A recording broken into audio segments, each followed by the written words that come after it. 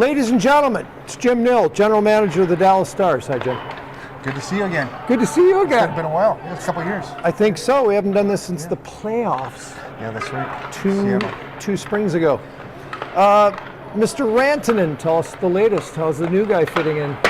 Well, Mikko's fitting in well. He, it takes a little time, especially his situation too. Not one trade, but two trades. It's not easy on a player anytime. It doesn't matter who you are in one season. But he's come in. He's fit in well. The last 2 or 3 games, he's really starting to look like himself. It's a good situation. He's got some other Finns on the team here he's friends with. So he's settled in very well for us. Robertson and Hintz on the top line with him, eh? Yeah, it's a very good line. Right. You got some speed. Rupa Hintz got great speed. Mikko and Robo, they're great hockey sense, see the ice well, so it's a pretty dynamic line. How weird is it? Highly unusual, back-to-back road games in the same rink, right? How often does this happen? Yeah, we started doing it about 2 years ago. Yeah. And we kind of enjoyed it. It'd be nice to actually do it. I wouldn't mind doing it 2 or 3 times a year. Yeah. A little bit the baseball model.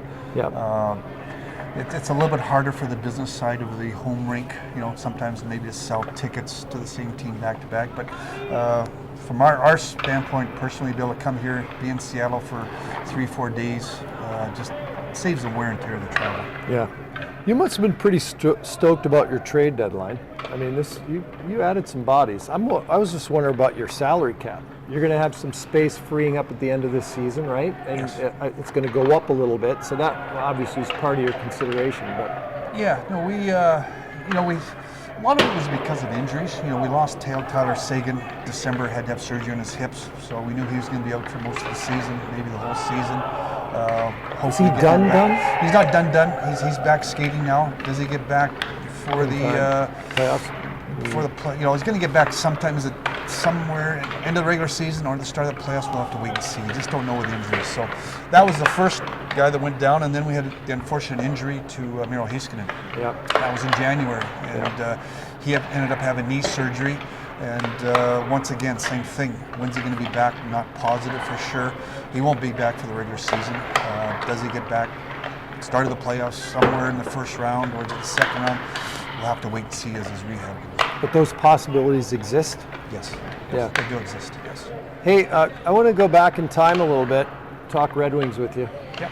I just had a long conversation with, I talked to the writer of,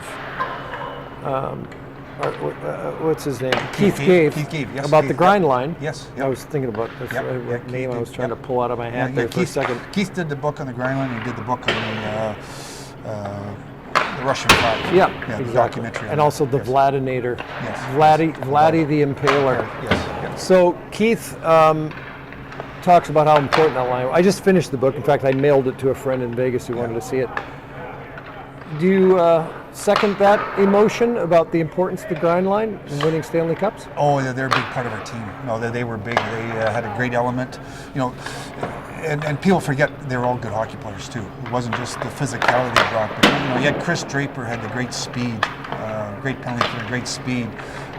Kurt Maltby, real solid two-way grinded out game. And then you had Darren McCarty that could fight with anybody, and even part of that grind line later on, Joey Kosher was part of it.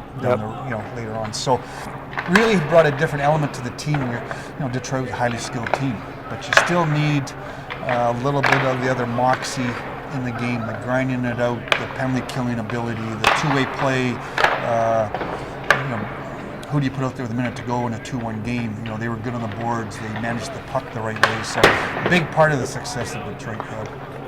But while you're on that topic, how difficult has it been to adjust to the lack of moxie in the quote-unquote modern game? Because we don't have McCartys and Koshers out here anymore, at least in terms of the traditional sense. And most teams don't. So, for example, the Canucks are a great example. How do you protect Quinn Hughes? Because guys are running them all the time. And if your team's not built to defend that type of behavior, where's the sweet spot nowadays? Well, I'm going to disagree with you a little bit. I think they're still a bit in that. I'm just going to talk about our team. That's what I know the best. I get Jamie Benn. He's as good of a power forward as there is. He's an element. We drafted Liam Bichel. He's a 6'6" Right. guy. He's a big, he was only 20 years old. He's 6'6" and 240. Brings a physical element. So it's still part of the game, but it's. I don't think it's not that it's not there. It's just our game has changed a lot. It's so fast and it's so skilled.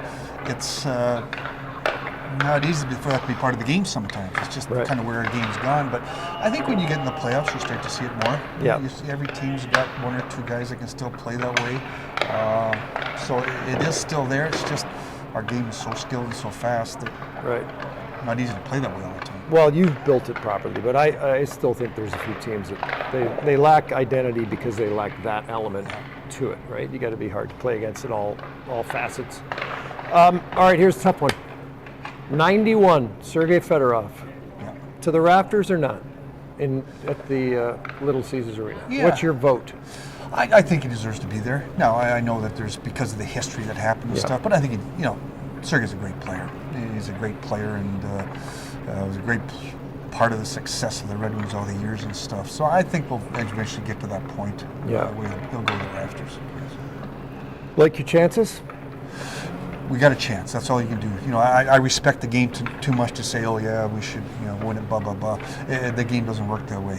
The hardest thing to do is to win that Stanley Cup. A lot of things have to happen. First of all, you got to be a good enough team to be there. I think we're in the mix with probably 10, 12 teams. Yeah.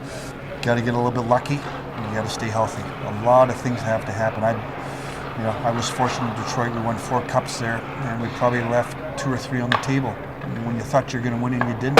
Right. Just because it's just the way it is. It's a tough game to win, but you just want to give yourself a chance every year, and we got a chance. We've given with our players and our coaching staff, we got a chance to do it. Let's see what happens.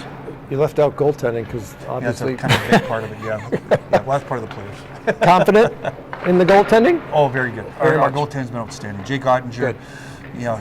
People forget he's still a young man. He hasn't hit his prime yet, but how he handles the pressure, his demeanor as a goaltender is great. And then Casey DeSmith's come in and just been outstanding for us. He gives us the confidence to put him in. The players love to play for him. He battles so hard.